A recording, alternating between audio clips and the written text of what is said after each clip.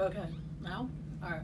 My name is Mary Ann Cutler. I'm an associate professor of sociology at East Stroudsburg University of Pennsylvania. I have a PhD in sociology from the University of North Carolina at Chapel Hill. I've been teaching at ESU since 2005, I believe. And I teach in a number of different areas, but my specialty areas are pretty much everything related to pluralism, multiculturalism, social inequality, and social justice. So I teach, pretty much every class I teach is a class about inequality and social justice. Doesn't matter what the title is. I do sex and gender, race, ethnicity. I do religion. I do marriage and family.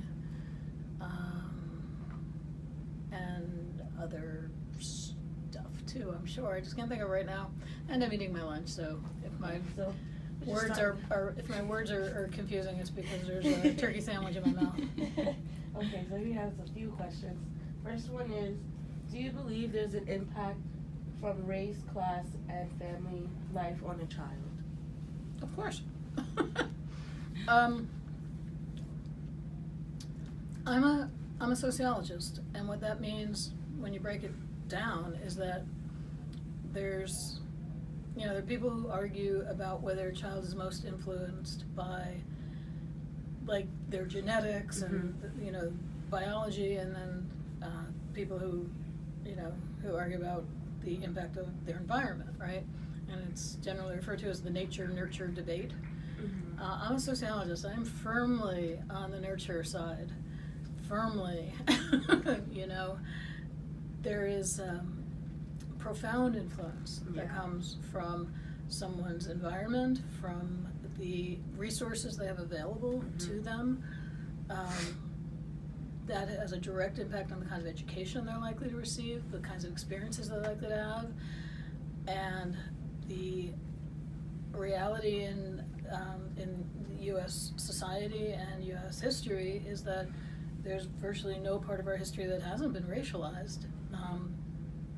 So there's a very strong correlation in the U.S. between race and socioeconomic status, and that is, in my view, as a sociologist, absolutely a product of our history. From slavery to Jim Crow to mass incarceration, our society has been so profoundly racialized historically that in a way that has advantaged people, Euro-Americans, right? White folks, and disadvantaged those who are not white. And the fact that there are some incredibly wealthy people of color in this country, I always use like Oprah as an example. She's rich as fuck. Yeah. And the fact that there are white folks in this country who are poorer than dirt doesn't change this profound historical pattern that has resulted in a very unequal distribution of resources. Does that answer your question? Yes. Which do you think impacts a child more, their race or their class? I'm sorry, not have a mouthful of food. Well, this is what I think. I think because of our profoundly racialized history as a society, those things can have mutually reinforcing effects, and it's not so easy to just separate them out. There are those who argue, there's a very famous sociologist / economist named William Julius Wilson, who has argued, I can't remember if he's at Harvard or Princeton, but he's at one of those places, okay? And he has argued that we are at a point societally where class matters more than race, right? And then there are those who argue that, okay, like an example that I use sometimes in class, I don't know if this is going to sound familiar from when you took the class, but all right, assuming that I were to cover my tattoos and, you know, whatever, look a little more Correct. presentable and stuff, right? And go into a very expensive store, like a Nordstrom's, not like the off-rack one, but, you know, like the, Nordstrom, like, okay. right, Bloomingdale's, right, exactly, right? Go into, you know, a very expensive store. And at the same time that I entered the store, let's say Joycelyn Elders entered the store, and Joycelyn Elders, you know, is not a household name, right? No one's going to recognize her in the street. She's an African-American woman who used to be the Surgeon General of the United States. Okay, so she can afford to shop at Bloomingdale's. I cannot. But we both walk in there, and I just, you know, present myself a little bit differently than I am right now. She just walks in, like, regularly. Statistically speaking, I'm the one who's going to walk in without drawing the attention, as long as I clean up myself and, you know, cover my tattoos. She's likely to draw the attention of the you know, the store security folks, right? Yeah. Even though she can afford to shop there, and I can't. So, which affects more? Yeah. It's really, I think it's a really complicated question that's hard to answer in like a soundbite, to be honest. One last question. Am I doing okay so far? Yes. Hi, Stephanie. How do you feel the impact of a child's race differs from the past and now? Like within schooling and regular everyday to day, how does it change from past and now times? How would you feel? Like what are like through your visions of?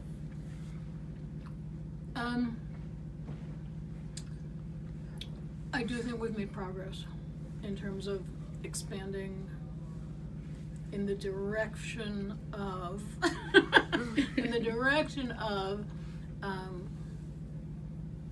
equality of opportunity.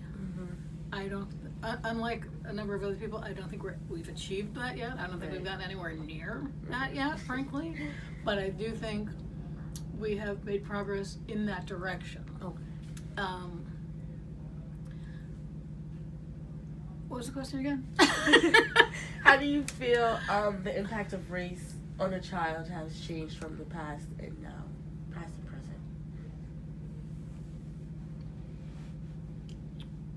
present? I still think that, you know, and there's still so much data out there to suggest that teachers have higher expectations for white kids than they do, you know, higher expectations, not just about what they're capable of doing, but also what their futures hold. Right. Even if they're not overtly racist or have any like sort of personal animosity or anything like that, there's still, you know, some really subtle and deeply kind of rooted ideas that affect how adults, teachers treat kids in the classroom. You know, we still see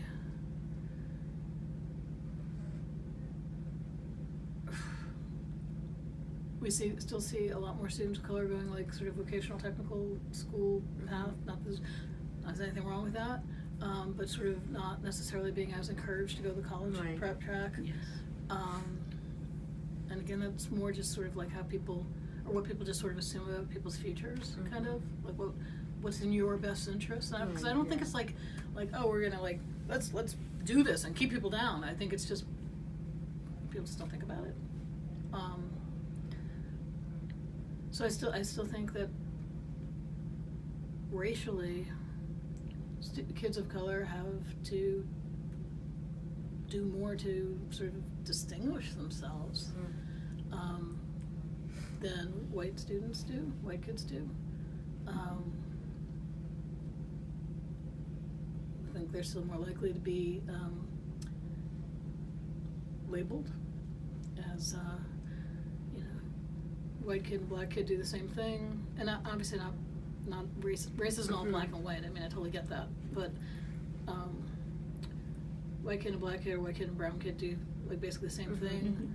The white kid is more likely to sort of just be told to behave or something, whereas the black kid is more likely to be thought as like, okay, this kid's kind of a troublemaker, and for there to be consequences.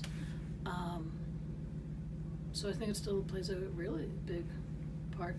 But I do think more conversations about this stuff Mm-hmm. are happening, and that's why we are moving Progressing, yes. in the right direction. But I think we are so far from getting where we would be if we truly were a just society.